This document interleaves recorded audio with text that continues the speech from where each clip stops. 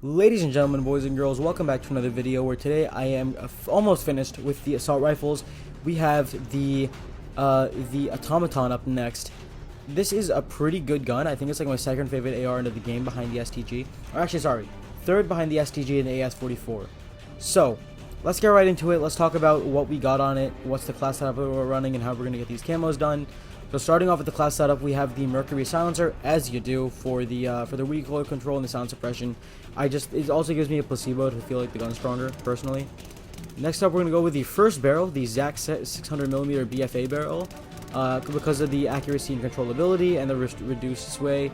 Because I don't really feel like the damage range and type of stuff is like that necessary. Again, if you wanted to, you could just go for the Anastasia sniper barrel.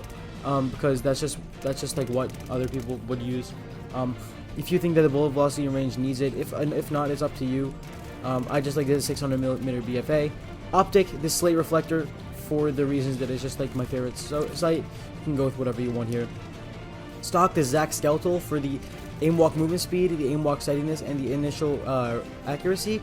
It does take away some of your sprint to fire speed, but that's all right. We got the M3 ready grip to get you back some of that speed. You have some more ADS speed for sprint to fire speed and aim walk movement speed. For ammo, we're going with the 8mm Clouser rifle 50 round mag, just because I like the 50 rounds. It's a little stronger on the automatons. You'll be getting kills more consistently. I'm going absolutely off on the shipment game that I'm going to be showing you guys. Next up, we got and that's pretty much all thanks to the 50 round mag.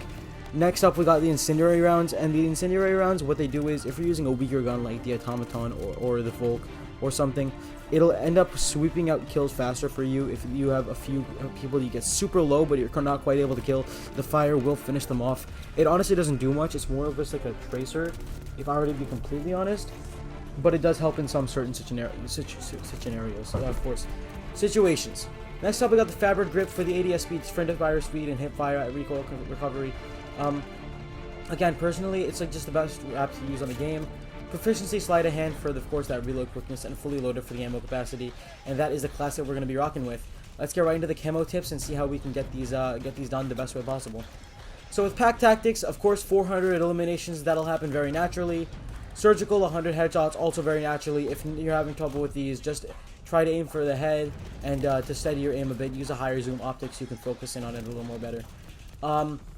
Next up, 50 multi-kills, Sunsetter. Of course, you're gonna wanna just go for the you're gonna wanna go for just plain DOS house or shipment, and you'll get these done really fast. Reptilian, 30 bloodthirsties. Again, my strategy of disengaging and re-engaging after like 2 or 3 kills, just to try to make sure you can reset yourself so you don't get too stressed and just fumble at the last second if you have trouble with long shots. Honestly, you can just end up going on feeds in shipment or whatever, and you'll just get these done naturally. No one's gonna care. And it's actually a pretty easy thing. Next up, long range kills. Again, hardcore is the name of the game. My favorite maps are, of course, Desert Siege and Oasis. On the on the non-cliff side for Desert Siege, and on the cliff side for Oasis. My personal favorite map is Eagle's Nest, where the side on the cliff that has the covered overpass and the overhang, and there's like the one window near that one hard point, is really useful to just look down there and just like stare down there and just get long shots. Of course, you can also go for Gavitude down the middle. That's another really good spot. Bocage looking down the sea flag is also a great spot. Just would not recommend maps like Berlin or Numa. Just like you want to find long sight lines. That's pretty much about it. Berserker, this is the challenge that you should be doing in shipment and DOS house. Close range kills used to be point blanks, but now it's within 10 meters, approximately. That's like that's the judgment call that I'm making on it. You'll get these done very easily if you're playing on shipment or shoot DOS house. It'll be really easy. Next up, the Wildcat camos. Get 250 eliminations with all 10 attachments. Again, this will happen naturally as you're getting the last 3 categories of camos. Alright, so for Blue Palm, you're going to want to get 100 kills while moving with the 6.5 Sakura 45 round mags, the ZAC skeletal stock, and the spotter proficiency. Again, this will happen really easily. Just to make sure you're getting the moving kills, is just like as you're shooting, use your left stick to just to get the kills more easily. Just like use your left stick to move, or like move if you're on PC. Just move as you're shooting. Next up, we got Mind Games. Get 100 ADS kills with the Anastasia Sniper Barrel, the Empress Broadsword Stock, and the Frenzy Proficiency. Again, ADS kills, nothing too hard there, just ADS. Just don't hit fire. Finally, 100 long shots with the ZAC 600 Millimeter Bfa, 6.5 Sakura 75 round mag, and the Anastasia padded stock. Again, I didn't say this at all, but I'm going to tell you this right now. I tried to be proactive when I did this, alright? I went into hardcore and I got my 100 long shots right before I finished up getting my, right before I unlocked the Wildcat camo. Biggest mistake that I've made in this game so far.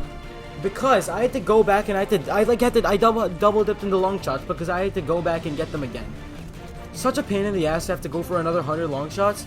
It was so painful having to sit there knowing that I could have just waited and stop being like super proactive because I thought I'd be smart, but no. Oh my god, that was actually painful just to have to go back and do that, but hey, I'm just glad that it's over, to be honest, and I'm gonna just remember just never to make that mistake ever again. That was horrendous. But honestly, with that, shoot, okay, let's get back to the I'm gonna stop ranting. This gun is really consistent. It kills really fast. It's probably the second or third best assault rifle, behind of course the AS-44 and the STG. Is somewhere. It's kind of battling with the Volt for the next favorite spot. The ITRA Burst is probably like the worst, and the bar is right below it, just because the ITRA Burst is really situational and the bar is like okay. I still gotta record the ITRA Burst because I still have to do that, and I also have the bar to do. Those two are going to be coming up very shortly. But I'm just glad that the automaton is over, and I only have one more. I actually have the burst gold, so I only have one more weapon left before I have to before I'm all done. And yeah, so thank you all for watching. Enjoy the rest of the gameplay, and I've been Captain Titan, guys, signing off. Peace.